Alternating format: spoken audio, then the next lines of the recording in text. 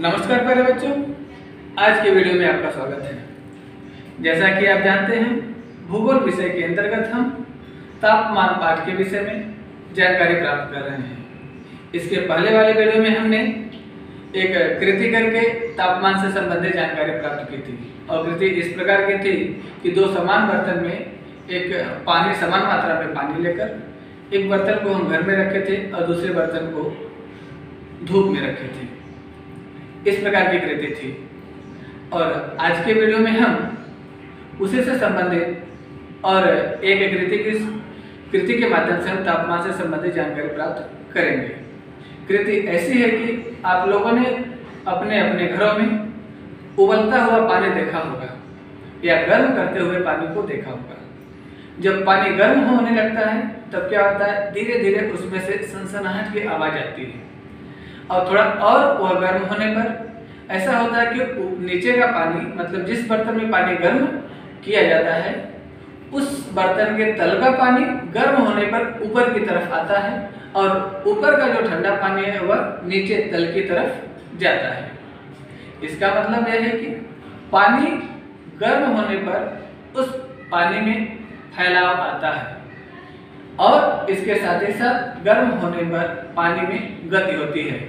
जैसा कि आप लोग देखे होंगे, कोई भी खाना पकाते समय पानी में खाने के में जब उबाल आता है तो नीचे का जो पानी रहता है उस खाने में जो भोजन पकाते हैं वो ऊपर की तरफ और ऊपर का पानी नीचे की तरफ जाता है। इस प्रकार की गति होते हुए आप सभी लोगों ने अपने घर में देखा होगा।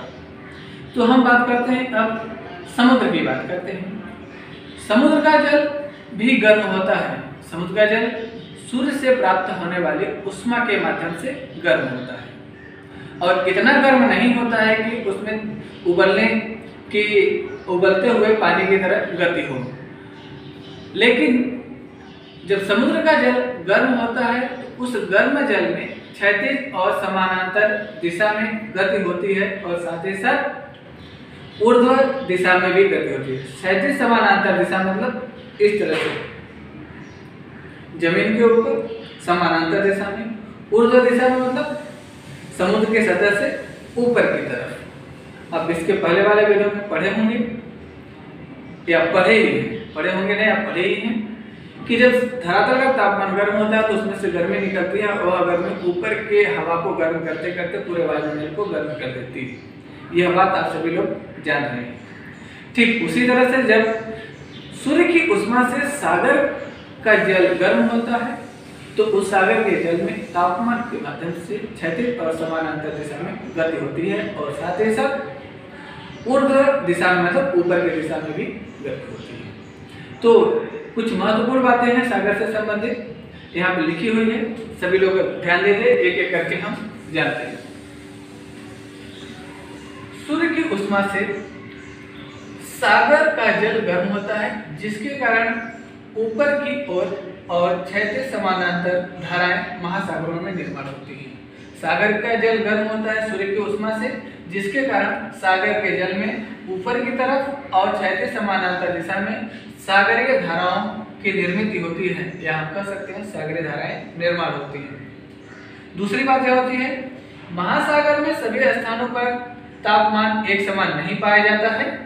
इसी कारण से तापमान में होने वाले अंतर और हवाओं से सागर जल में क्षैतिज समानांतर सागरीय धाराओं का निर्माण होता है। जैसा कि आप जानते हैं, पृथ्वी के गोलाकार का रूप होने के कारण या आकार होने के कारण पृथ्वी के सभी भागों पर तापमान समान नहीं होता है और इसी से संबंधित पृथ्वी के सागरीय भागों पर भी सभी जगहों पर तापमान एक समान नहीं होता है, जिसके कारण सागर के जल में धाराएं निर्मित होती हैं। जहां पर तापमान बहुत कम रहता है, यानी कि ध्रुवों की तरफ तापमान बहुत कम रहता है और विषुवत रेखा की तरफ सागर जल का तापमान अधिक होता है। कहने का मतलब है विषुवत रेखा के पास पृथ्वी पर जो सागर या महासागर हैं उन महासागरों या सागरों का तापमान अधिक होता है और ध्रुवों की तरफ जो सागर या महासागर हैं उन महासागरों का तापमान विषुवत रेखा के पास के सागरों या महासागरों की अपेक्षा कम होता है, जिसके कारण सागरों में या महासागरों में धाराएं निर्मित होती हैं, और ध्रुवीय क्षेत्रों में ठंडा प्रदेश होने से शीत धाराएं निर्मित होती हैं, और विषुवतरेखीय क्षेत्र गर्म होने से वहां पर गर्म यानी उष्ण धाराएं निर्मित होती हैं। और उष्ण धाराएं शीत धारा की तरफ और शीत धारा उष्ण धारा की तरफ गति करती हैं।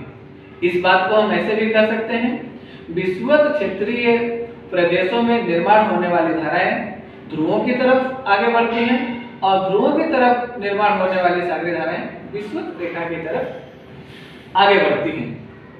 इन सभी बातों को मैंने यहाँ पर लिखा हुआ है, एक बार आप देख भी लीजिए।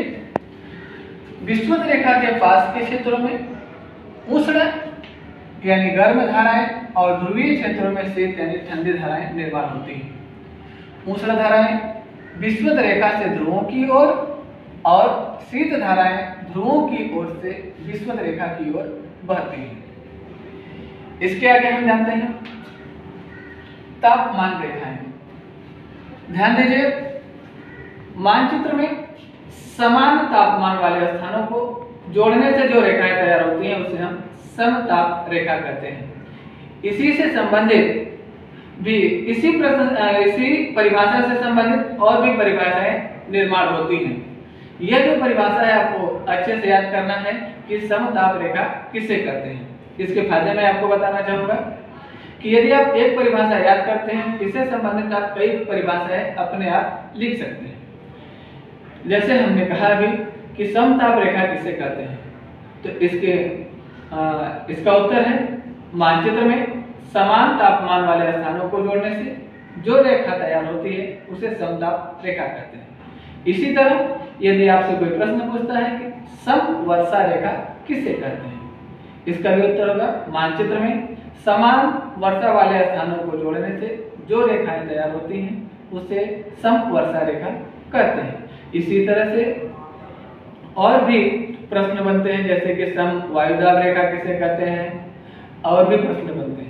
तो चलिए हम इस पाठ से संबंधित और दो महत्वपूर्ण बातें हैं, वो दो महत्वपूर्ण बातें कौन सी हैं, महासागरों में निर्माण होने वाली धाराएं और इसके साथ ही संसार के सागरीय क्षेत्रों का वार्षिक तापमान, ये दो मुद्दे जो है इन मुद्दों की जानकारी हम मानचित्र के माध्यम से जानते हैं। तो चलिए हम मानचित्र की तरफ चलते हैं और उसके माध्यम से ये दो महत्वपूर्ण मुद्दों की जानकारी प्राप्त करते हैं।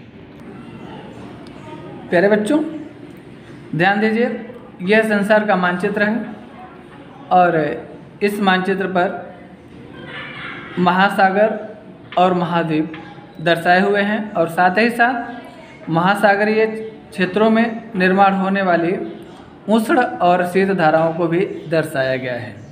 तो सबसे पहले हम सूची की तरफ ध्यान देते हैं। आप यहाँ पर देखिए, जहाँ पर ये पेंसिल का नोक है, यहाँ पर देखिए लिखा उष्ण धारा और लिखा है नीचे उसके शीत धारा।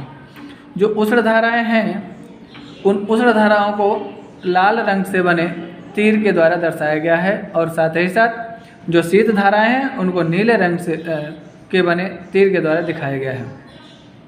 जैसा कि मैंने आपको बताया कि जो उष्ण धाराएं हैं वह विषुवत रेखीय प्रदेश में निर्मित होती हैं या निर्माण होती हैं। तो यह देखिए विषुवत रेखा है, यहाँ पर तापमान अधिक रहता है, साल के 12 महीने बहुत अधिक गर्मी पड़ती है, बहुत अधिक वर्षा होती है। जब तापमान अधिक होता है जिन क्षेत्रों में वहाँ पर उष्ण धाराएं निर्माण होती हैं, तापमान अधिक होने के कारण सूर्य की प्रखरता के कारण, सूर्य की उष्मा की प्रखरता के कारण यह जो सागरीय जल है इस विषुवत रेखा के आसपास का, यह जल्दी से गर्म हो जाता है और इस सागरीय क्षेत्रों में उष्ण धाराएं निर्माण होती हैं। और इस विषुवत रेखा से जैसे जैसे हम ध्रुवों की तरफ, ऊपर की तरफ, उत्तरी ध्रुव की तरफ, या फिर इस विषुवत रेखा से जैसे जैसे हम नीचे यानी दक्षिणी ध्रुव की तरफ जाते हैं, तापमान धीरे धीरे कम होता चला जाता है। इस कारण से ध्रुवों की तरफ, उत्तरी ध्रुव की तरफ या दक्षिणी ध्रुव की तरफ तापमान कम होने से शीत धाराएं निर्माण होती हैं। शीत धाराएं विषुवत रेखा की तरफ यानी जहाँ पर उष्ण धाराएं निर्माण होती हैं उस तरफ, और उष्ण धाराएं विषुवत रेखा से ध्रुवों की तरफ गति करती बहती हैं। यहाँ पर तीर के माध्यम से आपको दिखाया गया। देखिए जो लाल रंग से बने तीर दिखाए गए हैं वक्राकार रूप में या टेढ़े मेढ़े रूप में, यह सब ऊपर की तरफ, यहाँ से ऊपर की तरफ इस तरफ, या फिर यहाँ से ऊपर नीचे की तरफ इस तरफ गति करते हुए दिखाए गए हैं या आगे बढ़ते हुए दिखाए गए हैं। जहाँ पर उष्ण धाराएं और शीत धाराएं दोनों मिलती हैं, ध्यान दीजिए प्यारे बच्चों, बहुत ही महत्वपूर्ण जानकारी है यह इस पाठ से। जहाँ पर उष्ण धाराएं और शीत धाराएं जिन जिन क्षेत्रों में इकट्ठी मिलती हैं, समुद्री क्षेत्रों में या धारातील क्षेत्रों में, उन क्षेत्रों पे कोहरा छा जाता है। और इसके साथ ही साथ समुद्र के जल में उन क्षेत्रों में एक प्लवक नामक जीव अधिक मात्रा में पाए जाते हैं, उत्पन्न हो जाते हैं। ये जो प्लवक हैं ये एक प्रकार से मछलियों का प्रिय भोजन होते हैं। तो मछलियों का प्रिय भोजन जहाँ पर मिलता है वहाँ पर अधिक मात्रा में मछलियाँ उस भोजन को करने के लिए आती हैं, और जहाँ पर अधिक मछलियाँ आती हैं उस क्षेत्रों में मछली पकड़ने का मत्स्य व्यापार बड़े पैमाने पर किया जाता है। आप यहाँ पर इस मानचित्र में देखिए, जहाँ जहाँ पर शीत धाराएं और उष्ण धाराएं इकट्ठे मिल रही हैं, जैसे यहाँ पर देखिए लैब्राडोर की धारा, लैब्राडोर की यह जो शीत धारा है, गल्फ धारा उष्ण धारा है, यह गल्फ धारा और लैब्राडोर की धारा जहाँ पर इकट्ठी मिलती हैं, गर्म और शीत धारा, यहाँ पर प्लवक अधिक मात्रा में उत्पन्न होते हैं, मछलियाँ अधिक मात्रा में पाई जाती है। इस प्रकार इन क्षेत्रों में मत्स्य व्यवसाय मतलब मछली पकड़ने का रोजगार अधिक मात्रा में किया जाता है। उसके साथ ही साथ यहाँ पे देखिए कैलिफोर्निया की धारा और विषुवत रेखा के पास से उत्पन्न ये धाराएं इकट्ठी मिलती हैं, तो इन क्षेत्रों में भी प्लवक निर्माण होते हैं। और यहाँ पर देखिए उसके साथ ही ये हम्बोल्ट की धारा, हम्बोल्ट की शीत धारा जाती है, यहाँ पे मिलती है। उसके बाद यहाँ पर आप देखिए ओयासियो की धारा शीत धारा, और उसके साथ क्यूरोसियो की उष्ण धारा के साथ यहाँ पर मिलन होता है या मेल होता है, तो यहाँ पर प्लवक अधिक मात्रा में निर्माण होते हैं। इस प्रकार इन क्षेत्रों में मछली पकड़ने का व्यवसाय अधिक मात्रा में किया जाता है। यह जो छोटा छोटा भाग दिख रहे हो यह जापान देश है। जापान देश में मछली पकड़ने का व्यवसाय बहुत बड़े पैमाने पर किया जाता है, क्योंकि जापान देश के पास समुद्री क्षेत्रों में शीत और उष्ण धाराएं आकर मिलती हैं, जिसके कारण प्लवक निर्माण होते हैं। प्लवक मछलियों का प्रिय भोजन होता है, इसलिए अधिक मात्रा में यहाँ पे मछलियाँ अपने भोजन को ग्रहण करने के लिए आती हैं। तो ये सब जानकारी हुई। इसके साथ ही साथ और कुछ महत्वपूर्ण जानकारी है, जैसे यह उष्ण धाराएं जिन जिन क्षेत्रों में जाएंगी, जैसे यहाँ पे देखिए यह उष्ण धारा यहाँ से निर्माण हुई, यहाँ पर आई, तो यह उष्ण धारा दक्षिणी अमेरिका के यह जो पूर्वी और दक्षिणी भाग है, इस भाग का तापमान गर्म करती हैं, तो यहाँ के तापमान को बढ़ा देती हैं। उसके साथ ही साथ यह हम्बोल्ट या पेरू की जो शीत धारा है, यह धारा जब आगे बढ़ती है तो दक्षिणी अमेरिका के पश्चिमी और दक्षिणी भागों को यह ठंडा करती है। देखिए दक्षिणी अमेरिका का पश्चिमी भाग ठंडा रहता है, जबकि दक्षिणी अमेरिका का यह पूर्वी भाग गर्म रहता है। क्यों गर्म रहता है? इसका कारण है कि यहाँ से ब्राज़ील की जो गर्म धारा है दक्षिणी अमेरिका के जो यह पूर्वी भाग है, यहाँ पर जब इस क्षेत्रों में प्रवेश करती हैं तो यहाँ के तापमान को मतलब यहाँ की हवा को गर्म कर देती है, जिसके कारण यहाँ पे तापमान अधिक हो जाता है इन क्षेत्रों में। और इसके विपरीत ये जो हम्बोल्ट या पेरू की ठंडी धारा है, जब वह दक्षिणी अमेरिका के पश्चिमी भाग के संपर्क में आती है, इन भागों को यह ठंडा कर देती है। इस प्रकार यहाँ पर मौसम ठंडा रहता है। तो शीत धाराएं जिन जिन प्रदेशों से होकर गुजरती हैं वहाँ के तापमान को ठंडा करती जाती हैं, और उष्ण धाराएं जिन जिन प्रदेशों से होकर गुजरती हैं वहाँ के तापमान को गर्म करती जाती हैं। ये दो महत्वपूर्ण बात आप ध्यान में रखिए। चलिए अब हम आगे चलते हैं, संसार के सागरीय क्षेत्रों का वार्षिक तापमान जानते हैं। फिर बच्चों इस मानचित्र को देखिए, संसार का मानचित्र है, और इस संसार के मानचित्र पर तापमान की स्थिति को समताप रेखा के माध्यम से दिखाया गया है। ये जो आपको रेखाएं दिख रही हैं, टेढ़ी मेढ़ी रेखाएं जो दिख रही हैं लाल रंग की, यह समताप रेखाएं हैं। तो सबसे पहले जो महत्वपूर्ण जानकारी हो आप ध्यान दीजिए। मानचित्र में पृथ्वी के तापमान पर के आधार पर ये रेखाएं बनाई गई हैं, और ये सब समताप रेखाएं हैं, और यह भूपृष्ठ को नज़रअंदाज करते हुए, ध्यान में रखते हुए नहीं बनाई गई हैं, बस समुद्री क्षेत्रों को ध्यान में रखते हुए बनाई गई हैं। मानचित्र में 25 अंश सेल्सियस तापमान की समताप रेखा का आप निरीक्षण करिए। 25 अंश सेल्सियस, यहाँ पर देखिए यह तापमान बताया गया है। सबसे अधिक तापमान मैंने आपको बताया कि विषुवत रेखा के पास होता है, तो विषुवत रेखा के पास देखोगे तो आपको 25 अंश सेल्सियस की समताप रेखा आपको नजर आएगी। यहाँ पे देखिए 25 अंश सेल्सियस उत्तर में, इस विषुवत रेखा के उत्तर में, और दक्षिण में भी 25 अंश सेल्सियस। तो इस 25 अंश सेल्सियस के पास से जो रेखा गुजरी है, इस रेखा को आप ध्यान में रखिए। देखिए ऐसे ओकराकार रेखा है, यहाँ से ऐसे गुजर रही है। यह रेखा क्या है? समताप रेखा है। क्यों समताप रेखा है? क्योंकि जहाँ जहाँ पर 25 अंश सेल्सियस समुद्री भागों में या धरातली भागों में तापमान है, धरातली ने समुद्री भागों में तापमान है, वहाँ के स्थानों से होकर यह गुजरी है। इस प्रकार यह 25 अंश सेल्सियस की समताप रेखा है। उसी तरह से आप जैसे जैसे विषुवत रेखा से उत्तरी ध्रुव की तरफ जाओगे या तो दक्षिण ध्रुव की तरफ जाओगे, तापमान धीरे धीरे कम होता जाता है। यहाँ पर देखिए 25 अंश सेल्सियस, 20 अंश सेल्सियस, 15 अंश सेल्सियस, 10 अंश सेल्सियस, 5 अंश सेल्सियस और यहाँ पे 0 अंश सेल्सियस। 0 अंश सेल्सियस के पास -5, -10 अंश, -25 अंश।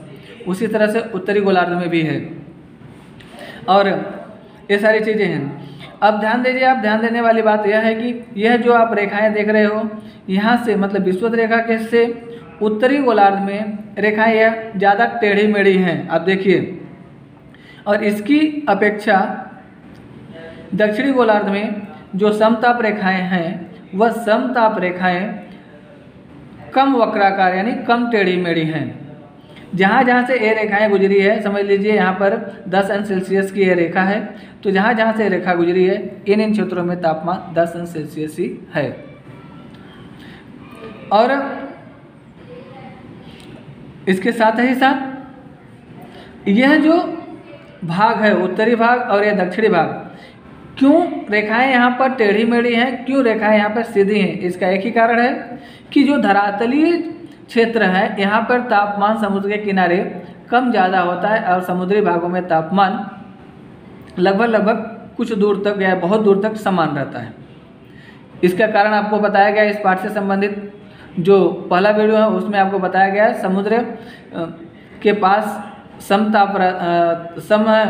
तापमान पाया जाता है। जैसे जैसे समुद्र के किनारे से हम दूर जाएंगे धरातल के क्षेत्र में या ज़मीन के अंदर, गर्मी के दिनों में तापमान कम और गर्मी के दिनों में तापमान अधिक और सर्दी के दिनों में तापमान कम पाया जाता है।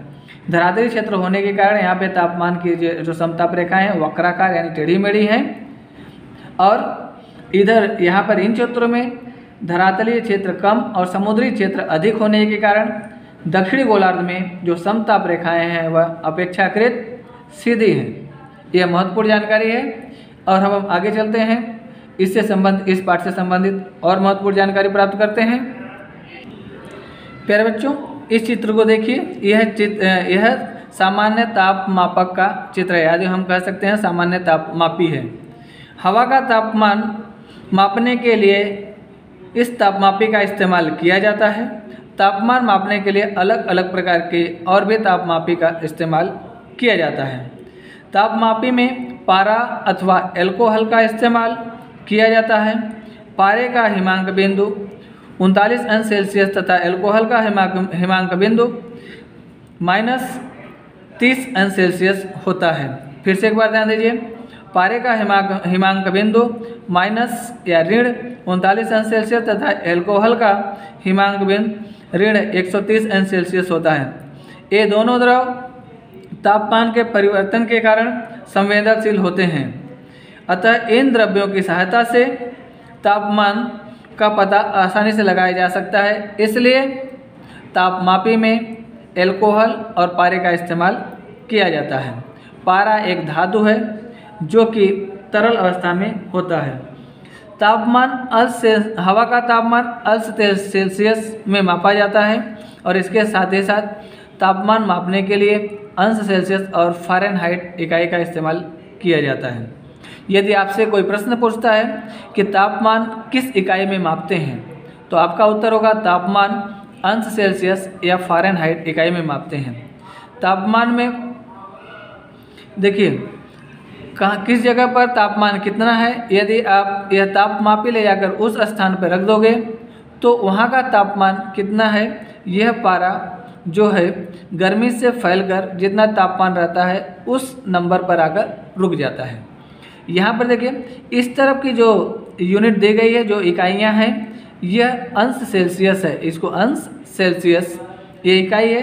जैसे यहाँ से 10, 20, 30, 40, 50 और इसके जीरो के नीचे -10, -20, -30 और -40।